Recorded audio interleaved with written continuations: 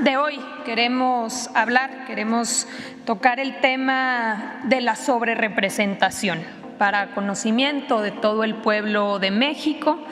Este tema, como sabemos, en las últimas semanas ha empezado a surgir en los medios de comunicación, en diferentes foros. Sabemos que próximamente, en las próximas semanas, se va a definir cuál es la integración del Congreso de la Unión, de la Cámara de Diputados y de la Cámara de Senadores, y así inician varias voces y articulistas que hablan sobre la sobrerepresentación. Entonces vamos a hablar sobre este tema.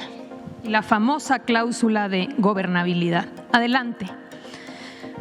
Primero que nada, conocer que en 1996 hubo una reforma constitucional, se modificó la Carta Magna, la Constitución, y fue una reforma que hasta el día de hoy está vigente.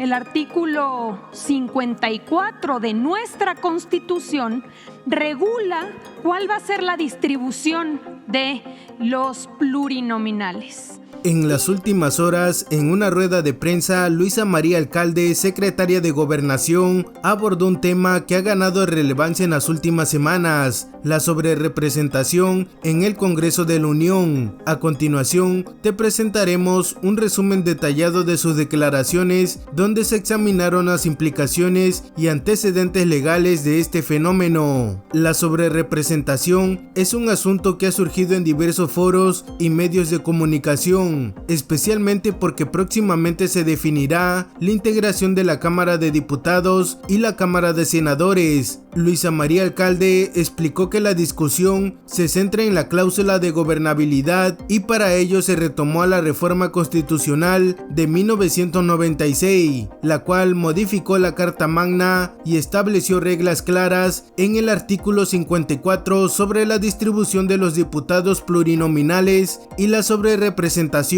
La Constitución establece dos reglas esenciales sobre la sobrerepresentación. La primera regla dicta que ningún partido político puede tener más de 300 diputados, ya sea por mayoría relativa o por representación proporcional. La segunda regla especifica que ningún partido puede tener un número de diputados que exceda en 8 puntos porcentuales su porcentaje de votación nacional. Estas normas buscan mantener un equilibrio en la representación política dentro del Congreso. En el año 1996, además de la reforma constitucional, se modificó el Código Federal de Instituciones y Procedimientos Electorales, introduciendo una regla sobre las coaliciones que establecía que éstas debían ser tratadas como un solo partido para la asignación de senadores y diputados por representación proporcional.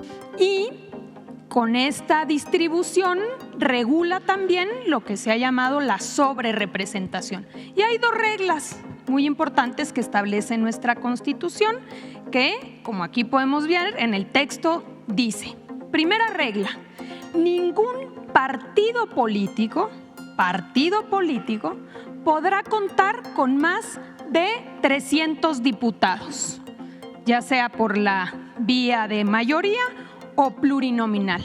Cualquiera de las dos, ningún partido político puede tener más de 300 diputados. Es la primera regla que establece nuestra Constitución sobre la sobrerepresentación. Y la segunda regla que establece: en ningún caso un partido político podrá contar con un número de diputados por ambos principios, por mayoría o plurinominales, que representen un porcentaje del total de la Cámara que exceda en 8 puntos a su porcentaje de votación nacional. Es decir, que la votación total emitida por un partido más 8 puntos porcentuales va a ser el límite máximo que podrá tener el partido político respecto a la asignación de curules de diputados.